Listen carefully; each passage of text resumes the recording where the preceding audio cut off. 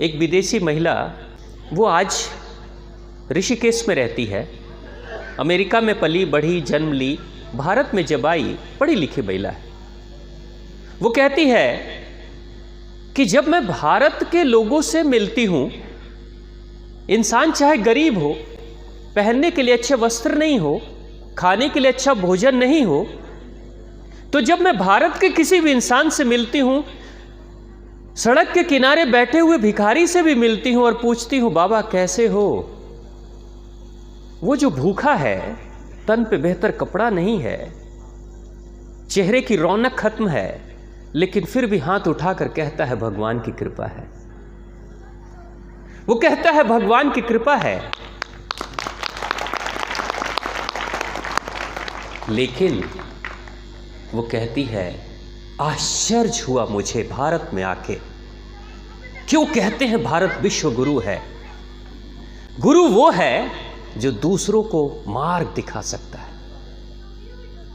रोने वाला इंसान कभी गुरु नहीं हो सकता। रोने का काम तो छात्र करते हैं, गुरु तो रोते हुए बच्चों को भी शांत करा देते हैं। तो रोने वाला इंसान कभी गुरु नहीं हो सकता। भारत ने रोने की कला नहीं सीखी है, बहते हुए आंसू को पोंछने की कला भारत के गुरुओं को पता है। भारत ने यही किया।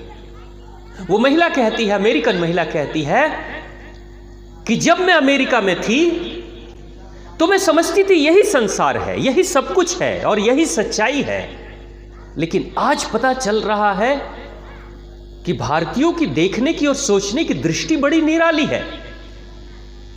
वो कहती है कि अमेरिका के किसी अच्छे इंसान से, जिसके पास अच्छा वस्त्र है, जिसके पास अच्छा भोजन है, एक अच्छा घर है, बैंक में अच्छा बैलेंस है, सब कुछ है, लेकिन फिर भी जब उससे पूछा जाता है कि हाउ आर यू, आप कैसे हो, तो प्रत्येक इंसान किसी न किसी कंप्लेन की बात करता है, किसी न किसी शिकायत की बात करता है। कभी वो सरकार की शिकायत करता है, कभी अपनी पत्नी की शिकायत करता है, कभी वो पति की शिकायत करती है, तो कभी बच्चों का शिकायत करता है। यानी हर इंसान कंप्लेन और कंप्लेन से भरा है, शिकायत और शिकायत से भरा है। लेकिन भारत में प्रत्येक इंसान कृपा और कृपा से भरा हुआ है। बड़े बड़े षड्यंत्र चल रहे हैं भारत में।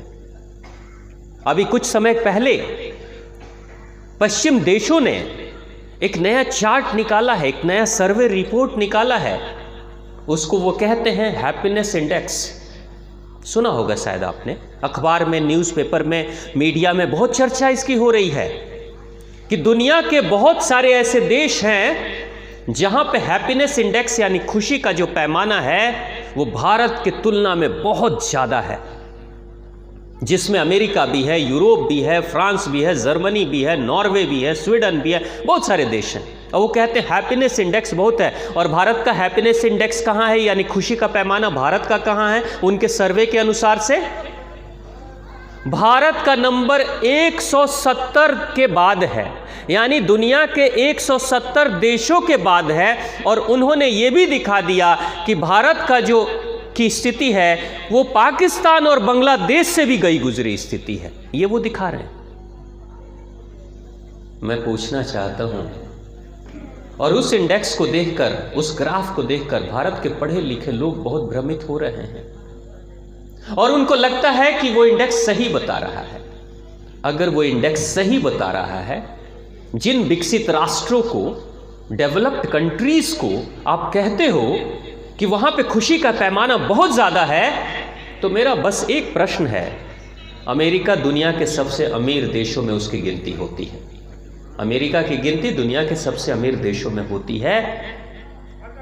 जब सब कुछ अच्छा है तो अमेरिका के लोग लगभग 30 से 35% मानसिक रोगी क्यों हैं? डिप्रेशन के शिकार क्यों हैं? एक दूसरे पे क्रोध क्यों प्रकट कर रहे हैं? अमेरिका की हालत ऐसी हो रही है कि पढ़ा था मैंने कहीं पे कि दुनिया के जितने भी बच्चे हैं 18 साल से कम उम्र के, उन 18 साल से कम उम्र के बच्चों में सबसे ज्यादा नियम का उल्लंघन करने वाले बच्चे अगर दुनिया में कहीं हैं तो वो अमेरिका के बच्चे हैं, 18 साल से कम। और करते क्या हैं? हाथ में बंदूक लेते हैं, बाजार से खरीद लाते हैं, स्कूल में चले जाते हैं, विद्यालय में चले जाते हैं और दनादन गोलियां चलाते हैं, बच्चों को मार डालते हैं, शिक्षकों को मार डालते हैं और खुद हत्या के आरोप में जेलों में बंद हैं। ऐसी कई घटनाएं अमेरिका में घट रही हैं। क्यों? और एक दो नहीं, ये अनेक देशों की हालत ऐसी है। मानसिक रोगी, यानी मानसिक रोगी वो होता है जो मन से दुखी है, वही मानसिक रोगी होता है। यहां भारत में हमारे संत बैठे हुए हैं, हमारे संतों का कल का कोई ठिकाना नहीं। कल कहां भोजन मिलेगा, कहां रहेंगे, क्या स्थिति होगी, कल तबीयत खराब हो जाएगी तो कौन ध्यान देगा, कौन सेवा करेगा, कुछ पता नहीं। और दूसरी बात यह भी बता दूं कि शायद ही कोई संत हो जिसकी कोई LIC पॉलिसी भी हुई हो। हुई है आप लोग की LIC पॉलिसी? कितने लोगों की LIC कराए हैं? एक भी हाथ नहीं उठ रहा है। यानी भविष्य का भी कोई ठिकाना नहीं। हाँ, पॉलिसी कराते हैं दुनिया के लोग, इंश्योरेंस, हाँ, medical insurance, life insurance, security insurance, पता नहीं क्या क्या क्या क्या चल रहा है। कितने इंश्योरेंस करा रहे हैं। क्यों भाई? हमारे पास कोई इंश्योरेंस नहीं, हमारे पास कोई इंश्योरेंस नहीं, कोई सुरक्षा नहीं, फिर भी हम मस्त मौले की तरह जीवन जी रहे हैं क्योंकि एक ही इंश्योरेंस है ठाकुर जी का, माता रानी का, बस वही चल रहा है ना। उससे बेहतर, उससे बड़ा इंश्योरेंस कौन हो सकता है? और दुनिया के लोग अनेक इंश्योरेंस करा रहे हैं, भविष्य सुरक्षित कर रहे हैं, फिर भी मानसिक रोगी होते चले जा रहे हैं। हमारे भारत के नौजवानों से बस एक बात कहना चाहता हूं मैं, जो पढ़े लिखे नौजवान हैं, हमारे संगीत के साधक भी बैठे हुए हैं, ये प्रश्न आपके सामने भी आएगा। बस एक छोटी सी बात, इन सर्वे के पीछे के रहस्य को बताना चाहता हूं कि ये सर्वे होता कैसे है और कैसे षड्यंत्र हो रहे हैं भारत के खिलाफ। और ये जो षड्यंत्र है बहुत घातक षड्यंत्र है, इसके पीछे बहुत बड़ा षड्यंत्र कार्य कर रहा है। भारत को पुनः गुलाम बनाने की तैयारी चल रही है या भारत को कब्जे में लेने की तैयारी चल रही है। ये सर्वे कैसे होते हैं, ये क्या करते हैं ये लोग? वो खास तरह के NGO, सोशल ऑर्गेनाइजेशंस भारत में अपने कार्यकर्ताओं को, और जो संस्थाएं सोशल ऑर्गेनाइजेशन यानी जो NGO विदेशी कंपनियों की फंडिंग जिसके पास आ रही है, यानी दुनिया के दूसरे देशों का पैसा जिसके पास आ रहा है, वही NGO भारत में कुछ लोगों को चुनते हैं। और जिनको वो चुनते हैं, अगर 10, 20, 50, 100 लोगों को चुनेंगे तो उसको वो सैंपल कहते हैं कि इतने लोगों की सैंपलिंग हमने की है। भारत जैसी आबादी जो आज चीन के बाद दूसरी हमारी सबसे बड़ी आबादी है, करोड़ों करोड़ लोग यहां पे हैं, और यहां पे वो NGO जो विदेशी पैसे से जिसकी फंडिंग हो रही है, उस NGO के लोग कुछ खास चुनिंदा अपने ही सोच वाले लोगों से जाकर मिलेंगे और कहेंगे कि हमने 2000 लोगों से हम मिले हैं और 2000 लोगों के अनुसार से उनके जीवन में बड़ा दुख है। वो कहते हैं 2000 लोग भारत के कहते हैं यहाँ की शिक्षा का स्तर अच्छा नहीं है, यहाँ अमीरी नहीं है, यहाँ भविष्य की कोई सुरक्षा नहीं है, भारत में रहने की इच्छा नहीं हो रही है, मन कर रहा है भारत छोड़कर चले जाएं, हम खुश नहीं हैं, हमारे पास चिकित्सा व्यवस्था बेहतर नहीं है, स्कूलों की अच्छी शिक्षा नहीं है, रोड अच्छे नहीं हैं, सुरक्षा बेहतर नहीं है, अपराध ज़्यादा है।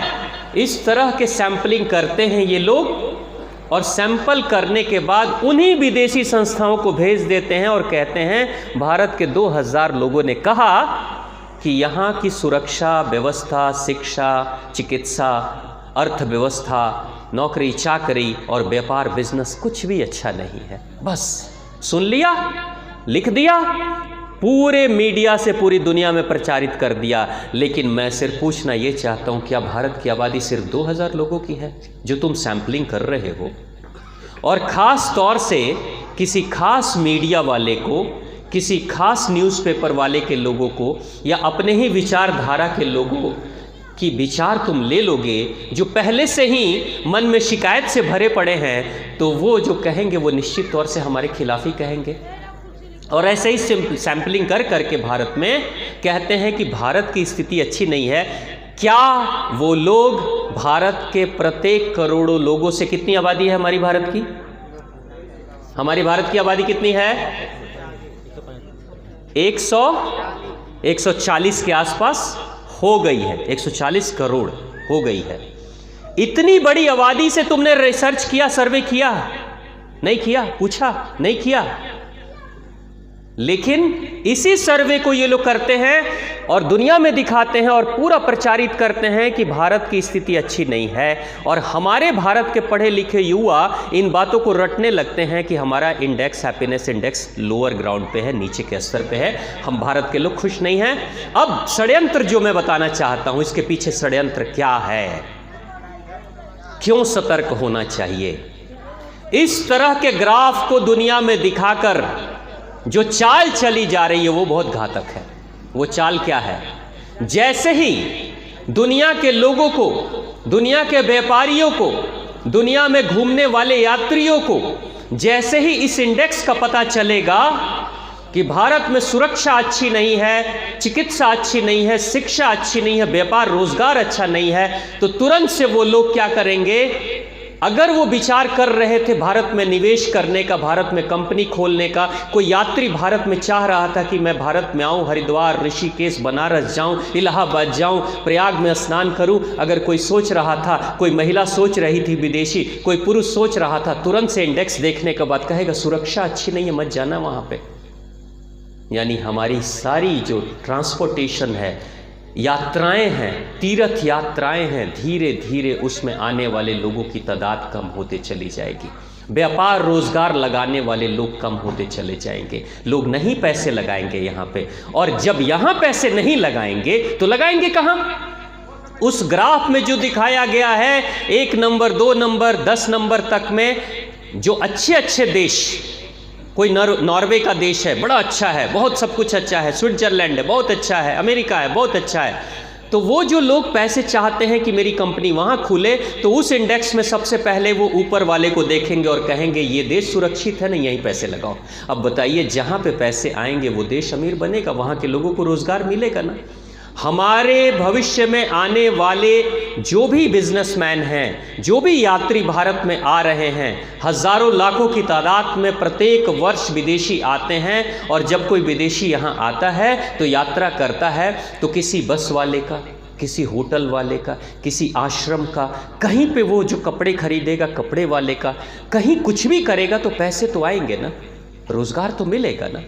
ऋषिकेश, हरिद्वार में या वृंदावन में कोई कंपनी फैक्ट्री तो है नहीं, तो इन्हीं यात्रियों के कारण से तो इनका व्यापार चल रहा है, रोजगार चल रहा है ना।